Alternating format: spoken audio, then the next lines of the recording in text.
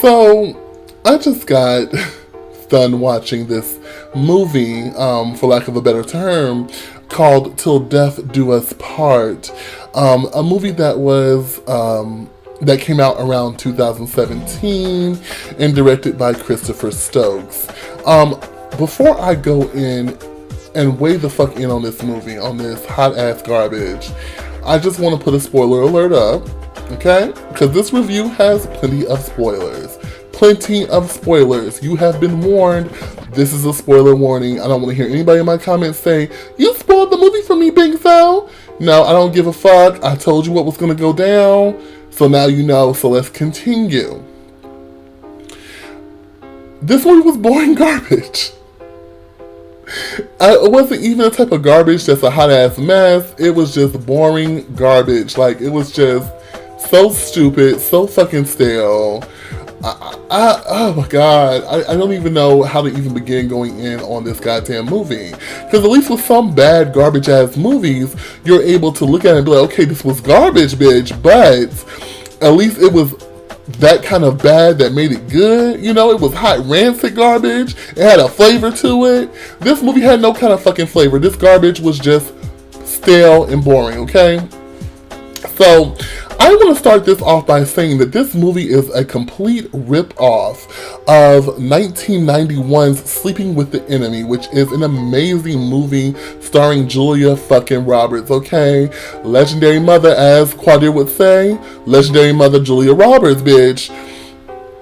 This movie stars Julia Roberts, and it is a wonderful movie. Now, Till Death Do Us Part is a complete ripoff of that movie, and it gives that movie no credit. I have not seen, and correct me if I'm wrong, I've searched and tried to look for it, but this movie does not credit Sleeping with the Enemy as an inspiration or as like something that, you know how usually a movie will say, inspired by, or kind of like, I want to say inspired by, what's the word I'm trying to look for?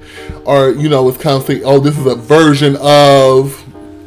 No, this movie did no such thing, okay? I've not seen anywhere where the writing has given credit to this. But it is completely a ripoff of that. I would advise that you guys go watch Sleeping with the Enemy, and then watch this movie, and you will definitely see the fucking comparisons. You will definitely see the comparisons.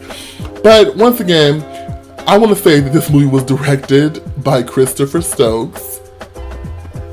Yes, that Chris Stokes. That Chris Stokes. I'm not even going to touch it. Like he does. You know, he likes to touch. But I'm not even going to go there. But just to know that Chris Stokes. Produced by Marcus Houston. I'm not going to go there either. So anyway... So this movie stars Annette. I'm about to butcher your last name, honey. Is it Elonze and Taye Diggs? Okay. Now the other gentleman that was in the movie who plays the husband, I'm not really sure what his name is. And forgive me for being a lackluster movie reviewer because I didn't fucking look it up. But it's okay. It's okay. It'll be okay because, bitch, you don't really want to be mentioned for this movie anyway. So, what the movie is basically about is about a woman who marries a guy, and she finds out that this guy is an abusive asshole. He's very abusive. He beats on her. He verbally abuses her. He mentally abuses her. Psychologically abuses her. And what she ends up doing is faking her death to get away from him. She fakes her death to get away from him, and she ends up moving to this distant land of who knows where the fuck she went. And so she moves to this distant land of Plaindonia, where she then meets Taye Diggs, who happens to be her neighbor. And she starts to fall in love with Taye Diggs. She starts to fall in love with her neighbor, okay? Meanwhile, her crazy ass husband, who believes that she's dead, finds out that she's not dead and starts to investigate and try to find out where she is. And it's supposed to be a fucking thriller. It's supposed to go from there and be very thrilling. You're supposed to be on the edge of your seat. And I'm going to go ahead and say that you did not get any of that from this fucking movie. This movie was boring. It didn't really go there like the way it was supposed to. Now, I'm going to be, throughout this review, keep making comparisons. I'm going to be constantly making comparisons to Sleeping with the Enemy because that's what it copied off of. Okay? So, how could I not make a comparison to the fucking original, bitch? Hello? Here's the thing. The movie had lacked character. I wanted to root for this girl, the main character. I wanted to root for her. I can't even tell you what her fucking name was. Okay? I can't even tell you what her fucking name was. Julia Roberts' name in Sleeping with the Enemy was Laura. I'm an old movie buff, bitch. I remember this shit, and I haven't seen Sleeping with the Enemy for years. I know her name was Laura. So, I can't even tell you what this main character's name was because she really just lacked personality, and that's nothing against the actress. It's probably just the material that she was given. This material was shit. Okay? So this actress, falls for this guy, and the whole time that she's being abused and things of that nature, you're supposed to be going through this emotional journey with her. And she just was not delivering the atmosphere. She was not delivering for me, honey. I was not going through this emotional journey with her. I was not feeling her when she was scared. I was not feeling I was just not feeling anything that she was feeling that we were supposed to feel for her. I didn't feel it. Okay? And I know a lot of y'all like Bigzo was just a movie, but bitch, I love my movies, y'all. And if I'm going to be taking the 2 hours out of my time to watch this shit, it needs to be at least halfway decent, and it wasn't. It really wasn't. My thing is this, she decided to, once again, as I said before, the character decided to fake her own death and things of that nature. Now, in the original Sleeping with the Enemy, when Laura, Julia Roberts, decides to fake her death, you understand why she's faking her death, bitch. You understand because she has given you the story. It has all given you that atmosphere, that ambiance, bitch. It has let you feel like, bitch, you need to get out. You need to get out. I did not feel that with this movie. The stakes were not high enough, in my opinion, for her to take such a drastic action. For example, Julia Roberts' character in Sleeping with the Enemy, she had no family, no friends. Her husband was a rich asshole who had her sequestered on this island. All she could do was basically stay in the fucking house all day long. All fucking day long. She stayed in the fucking house. Okay? She couldn't even look out the goddamn window because he beat her ass just for looking out the fucking window. So, it was just like she had to do what she had to do. Okay, you understood that shit. She had nobody but this psycho because he's truly separated her from everyone. In this movie,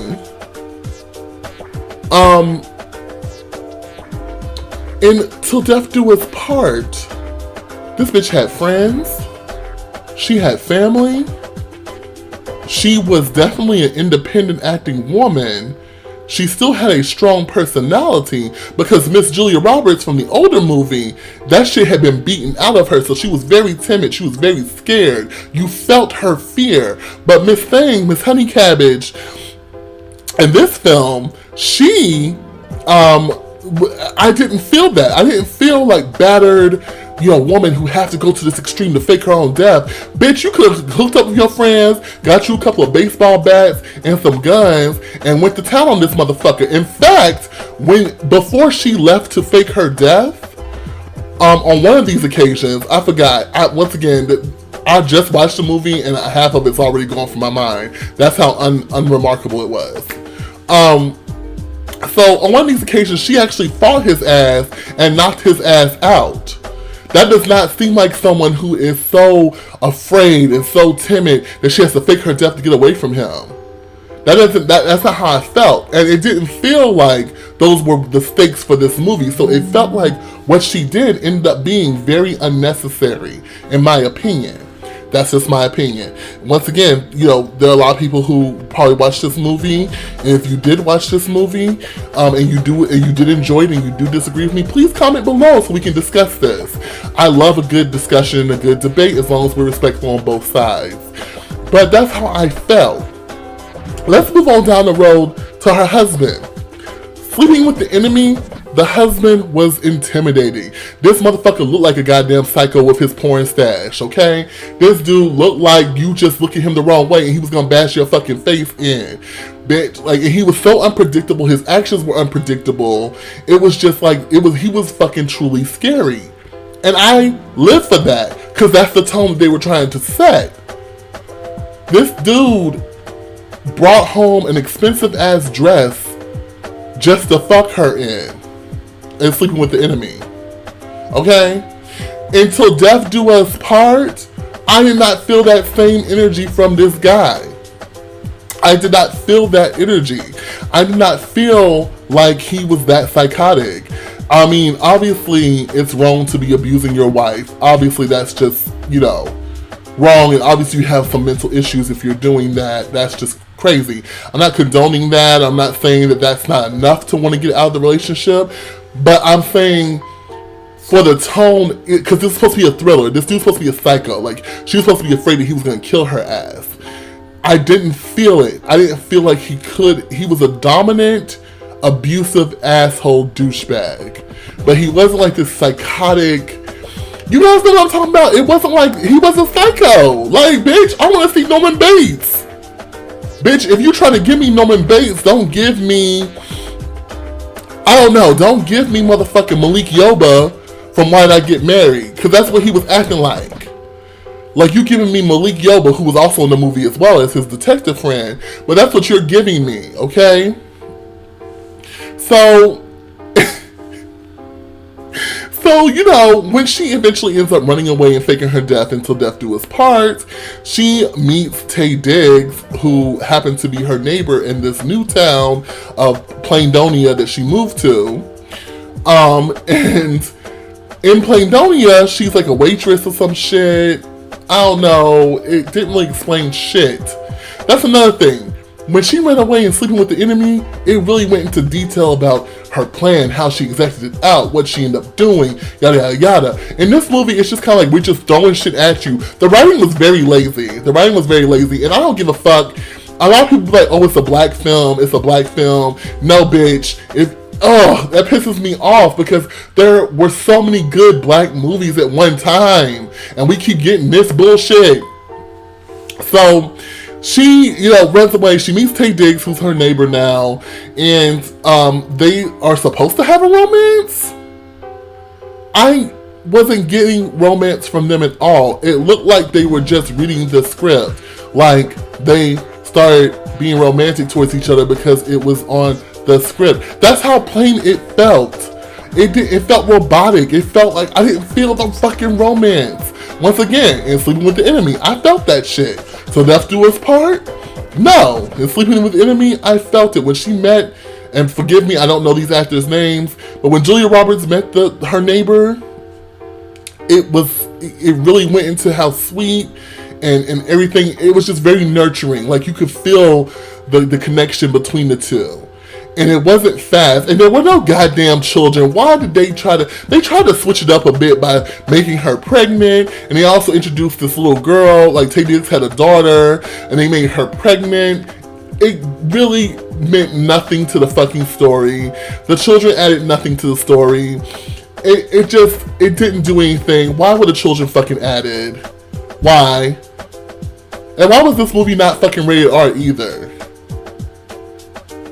That's another thing. I'm tired of these movies, which probably could have been 10 times better if it was rated R. No, you made it PG-13 because you thought you was going to get some coin from this movie. You really didn't. It underperformed. It did. Sorry about it, but once again, the movie was trash anyway, so of course it underperformed.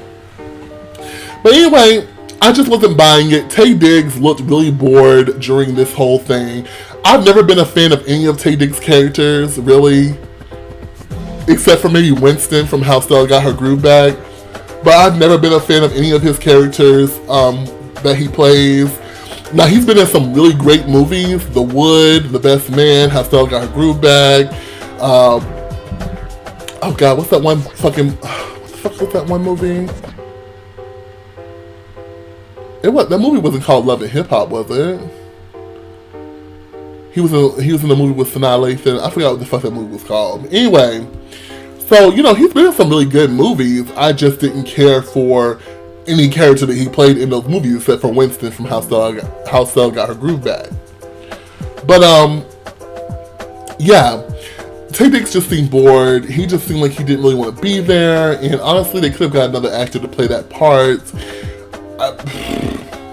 You know, I think that Taye Diggs is at the age now where people aren't really checking for him no more. He kind of has a gut now, which I think is endearing. I think it's endearing that he has a gut. He tried to hide it as best he could. But, you know, I think it's endearing that he has a gut, bitch. Be an average Joe. You know? And, but still act your ass off. Like, I don't get that. So, you know, no shade to Taye Diggs. Maybe he's going through something since he's been, you know, divorced and all that stuff. But,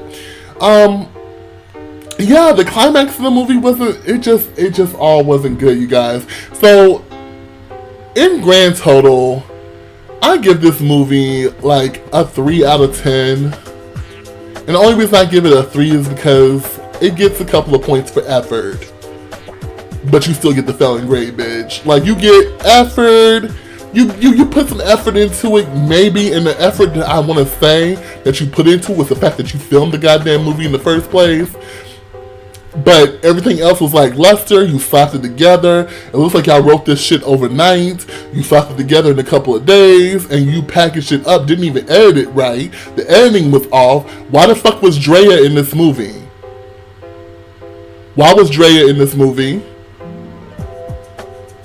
Why was Drea in this movie?